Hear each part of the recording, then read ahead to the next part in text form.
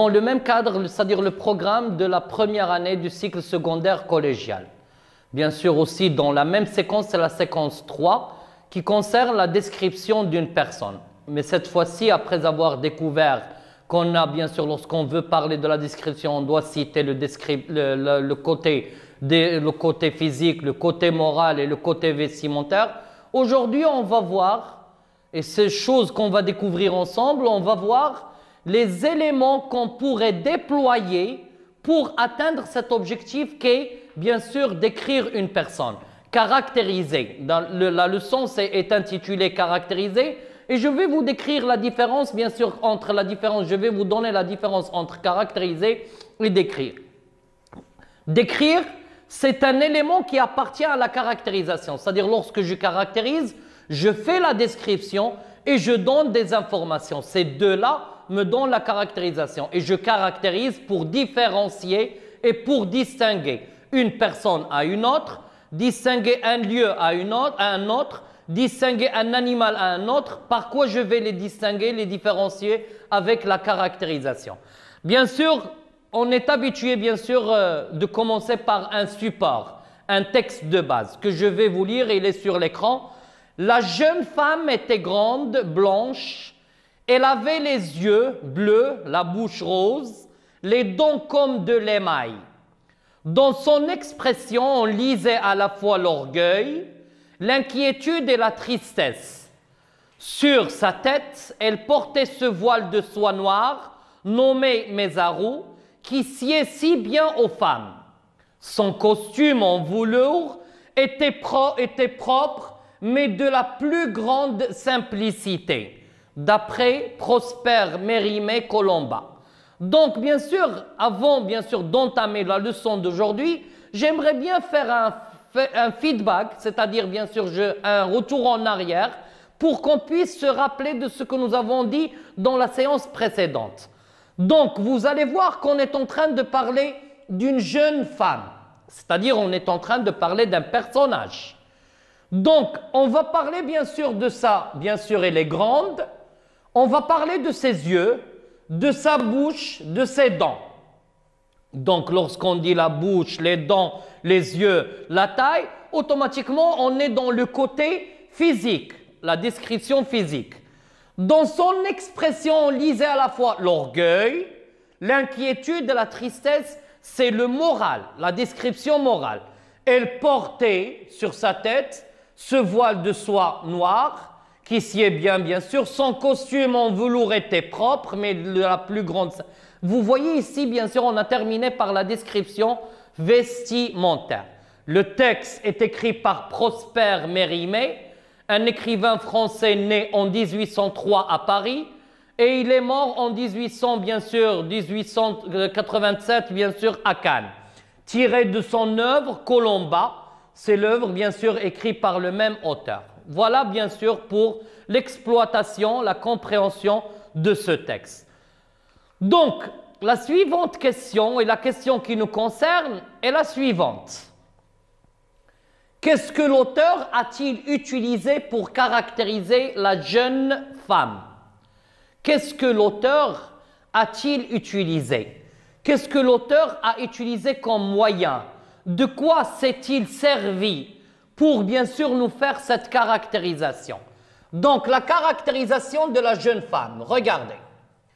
La caractérisation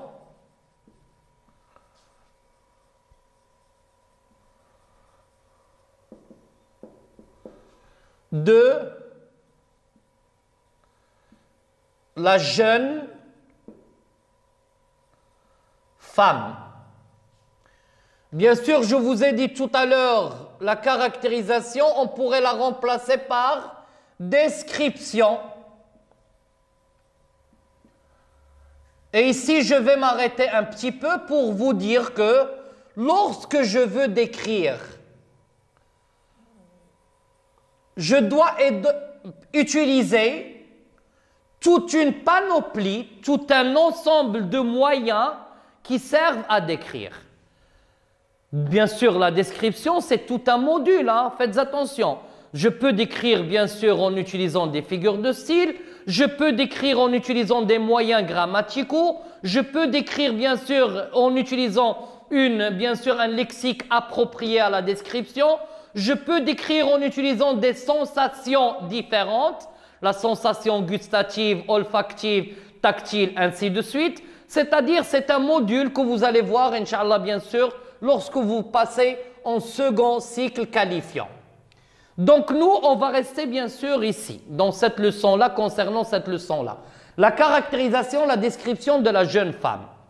Bien sûr, si vous remarquez dans le texte que l'auteur a parlé de plusieurs éléments concernant la jeune femme. Il a dit, bien sûr, que la jeune femme était grande.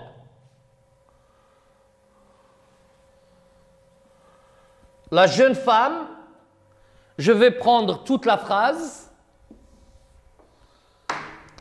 La jeune femme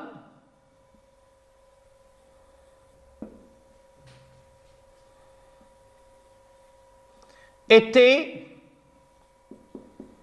grande.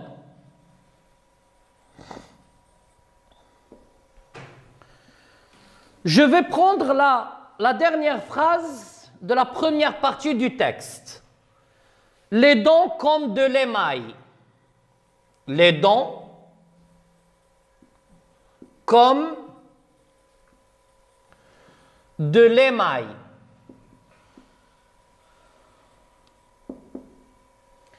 Et je vais prendre bien sûr une autre phrase. Il portait ce voile de soie. Elle portait ce voile de soie.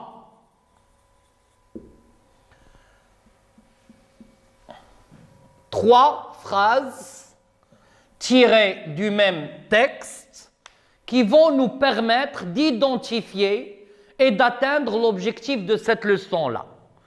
Bien sûr, si je vous demande ou si je vous pose la question, comment est cette femme décrite dans ce texte? Comment est-elle? Comment l'auteur la qualifie-t-elle? C'est-à-dire, qu'est-ce qu'il a utilisé dans cette phrase pour qu'on puisse découvrir ou imaginer cette femme? Regardez, voilà le mot du personnage, qui indique le personnage.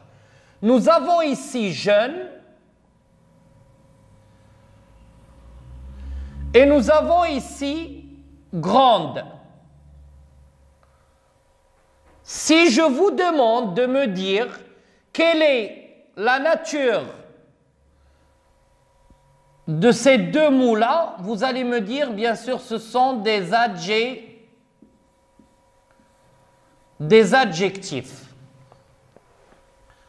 Donc, des adjectifs, regardez. Le premier adjectif, il est lié directement au nom qu'il qualifie. Mais le deuxième adjectif, il est relié au nom qu'il qualifie avec le verbe être, un verbe. Donc, c'est-à-dire cet adjectif qui est lié directement au nom qu'il qualifie, on dit que c'est un adjectif épithète. Le deuxième, relié au nom qu'il qualifie avec un verbe, est un adjectif attribut. Et bien sûr, cette première phrase concerne bien sûr les adjectifs. Et si on veut parler des adjectifs, les adjectifs sont les moyens de la description par excellence. C'est-à-dire, lorsque je veux décrire quelqu'un, je suis bien sûr censé utiliser adéquatement les adjectifs. Mais faites attention, les adjectifs doivent changer, doivent s'accorder avec le nom qu'ils qualifient. Donc, bien sûr, regardez ici, on a ajouté un « e » du féminin. Pour quelle raison?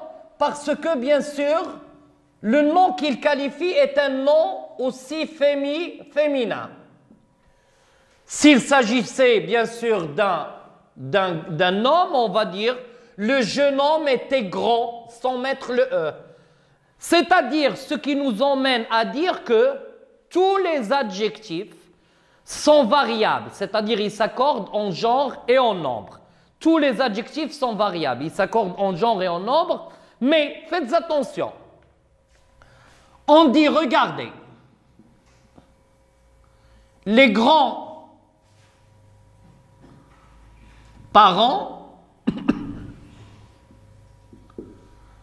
et vous allez voir que l'adjectif grand, grâce à ce trait d'union, il est utilisé dans un mot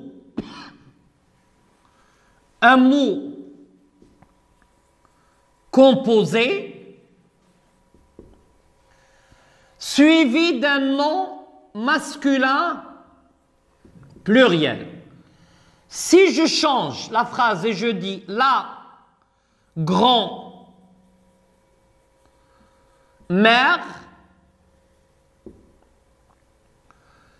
vous allez voir que nous avons toujours un mot composé. On a toujours le même adjectif, mais cette fois-ci, il est suivi d'un nom féminin. Et l'adjectif grand, même si la mère est un nom féminin, l'adjectif, bien sûr, grand n'a pas changé, ce qui nous emmène à dire que les adjectifs qualificatifs sont tous variables, sauf l'adjectif grand quand il est utilisé dans un mot composé suivi d'un nom féminin. C'est-à-dire, vous venez de découvrir le premier moyen de la caractérisation, le premier moyen de la description. C'est-à-dire, pour décrire, pour caractériser, il est obligatoire d'utiliser le moyen par excellence, les adjectifs, et vous devez faire attention à leur place et à leur accord. Les adjectifs sont variables, ils s'accordent en genre et en nombre, sauf l'adjectif grand, sauf je vais la mettre ici, et je vais vous découvrir l'écran, bien sûr, là où il y a tout ce que je viens de décrire sur le tableau. L'adjectif grand, quand il est utilisé dans un mot composé, suivi d'un nom féminin, il reste invariable. Regardez, maintenant pour la deuxième phrase. Les dents comme de l'émail. Les dents, élément 1. L'émail, élément 2. Et nous avons entre ces deux noms-là, nous avons le moyen comme.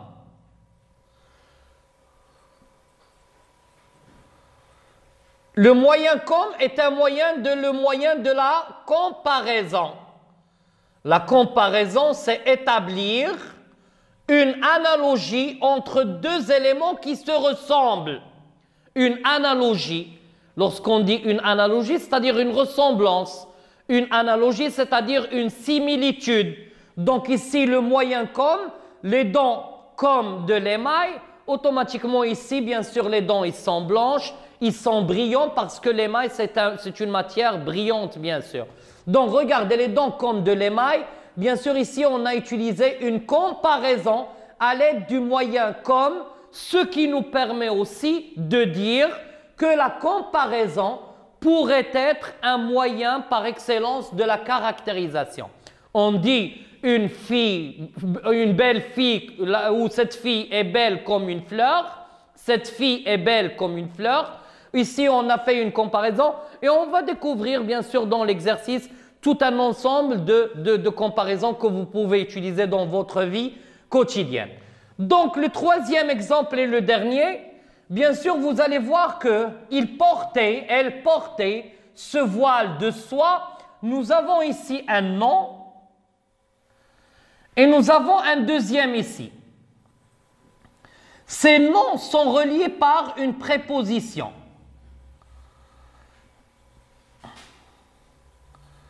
Et je pourrais vous poser une question et je pourrais vous dire comment il est le voile que portait la jeune femme. Il est en soie. C'est-à-dire tout à l'heure, bien sûr, ce mot soie complète le sens du premier mot. Donc dans ce cas-là, on est en train de parler d'un complément, un complément de nom. Un complément de nom. Le complément de nom est un mot ou un groupe de mots qui viennent, ou qui vient bien sûr le mot, vient enrichir, vient apporter une autre information sur le nom qu'il qualifie. Bien sûr, on dit un joueur du FC Barcelone. On dit un joueur du FC Barcelone. Un joueur de l'FC Barcelone. Vous voyez qu'on a ajouté une autre information qui complète le premier nom à l'aide de ce qu'on appelle un complément de nom qui doivent être toujours reliés par une préposition. Donc, voilà, après cette première découverte, observation, explication, bien sûr, je vais vous dévoiler maintenant, bien sûr, la synthèse, la récapitulation de ce que je viens de dire. La récapitulation.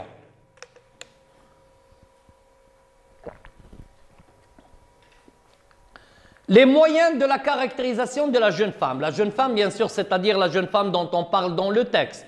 On pourrait se limiter ici, on dit les moyens de la caractérisation. D'abord, on a les adjectifs qualificatifs. Et j'ai pris le même exemple pour que vous puissiez comprendre. La jeune femme était grande. Les adjectifs sont les moyens de la description par excellence, comme je viens de le dire. Ils sont variables, c'est-à-dire ils s'accordent en genre et en nombre. Bien sûr, sauf l'adjectif grand, utilisé dans un mot suivi d'un nom féminin. Utilisé dans un mot composé. Faites attention, vous devez l'ajouter ici. Un mot composé suivi d'un nom féminin. L'adjectif pourrait être attribut ou épithète. Attribut, regardez, relié par un verbe. Épithète, relié directement. Le complément de nom, il portait ce voile de soie. Le complément de nom est un mot ou un groupe de mots qui complète un nom. Ils sont souvent reliés par une préposition. La comparaison, les dons comme de l'émail pour donner une image claire. Oui, la comparaison, il sert bien sûr, il a trois fonctions, la comparaison. Il a la fonction évaluative, il a la fonction explicative et la fonction poétique. Hein. Lorsque je dis c'est une belle fille, cette belle fille ou cette fille est belle comme une fleur, ici, bien sûr, c'est une image poétique. Les dons comme de l'émail, bien sûr, ça pourrait être évaluative et explicative aussi. Pour donner une image claire, on utilise la comparaison, ce qui permet d'établir une analogie entre deux éléments. Voilà la récapitulation que vous allez bien sûr recopier chez vous sur vos cahiers, bien sûr. Et on passe aux exercices d'appropriation. Après ou d'après tout ce qu'on vient de dire, il faut appliquer. Il faut bien sûr s'entraîner. Il faut bien sûr mettre en pratique ce qu'on vient de dire. Et on commence par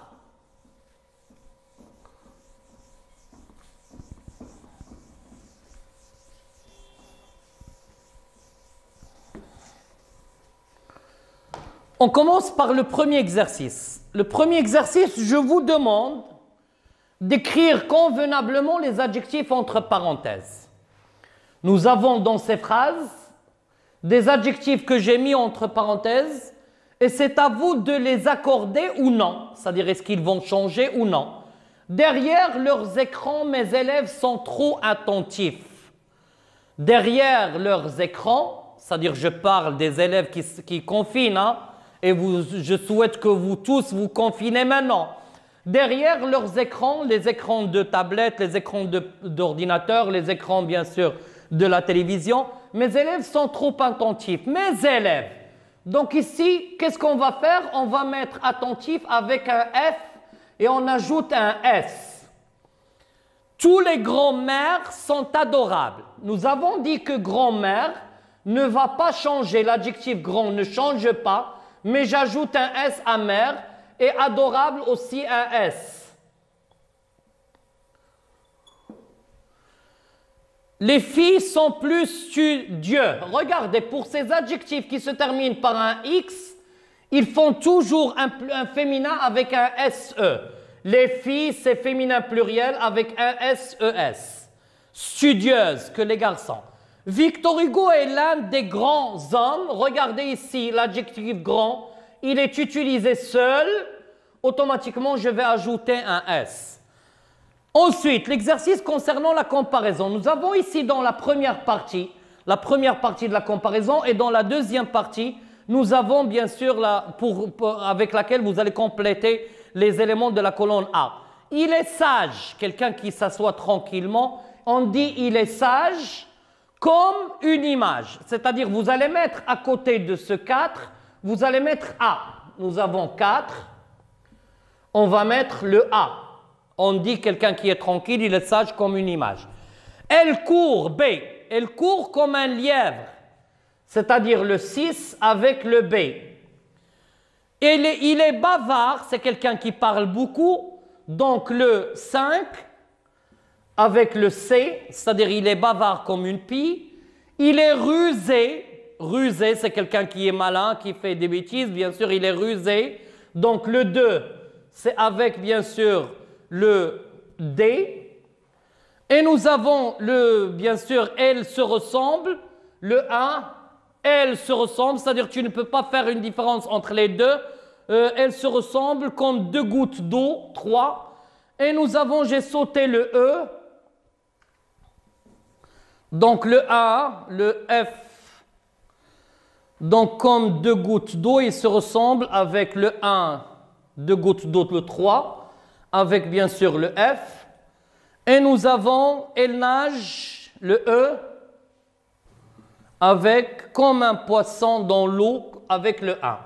Donc, il est sage comme une image. Il est sage comme une image. Elle court comme un lièvre. Il est bavard comme une pie. Il est rusé comme un renard. Il nage comme un poisson dans l'eau. Elle se ressemble comme 2 gouttes d'eau. Donc, voilà pour l'exercice 3. L'exercice 3, oui. Complétez de façon à obtenir un complément de nom. Elle porte une veste de soie, par exemple, une veste en toile. Cette femme au foyer est généreuse. Les tenues du Raja de Casablanca sont les plus vendues. Donc ici, bien sûr, on peut dire les tenues du Raja de Casablanca sont les plus vendues. Et je suis désolé pour lui, Ouidadi, vous pouvez compléter la phrase avec, bien sûr, la tenue que vous préférez. La Coupe du Monde de 2022 aura lieu au Qatar. La Coupe du Monde. Vous voyez que je ne vais pas corriger cet exercice, je vais vous le laisser pour que vous puissiez terminer les phrases avec les compléments de nom que vous choisissez. Bien sûr, pour ne pas arrêter le travail ici, bien sûr, j'ai fait un petit prolongement et je vous demande, essayez maintenant vous-même de construire des phrases où vous déployez tous ces moyens. Des phrases où vous déployez des adjectifs, des comparaisons et même, bien sûr, des phrases où vous utilisez des compléments de nom. Et merci et à la prochaine séance, Inch'Allah.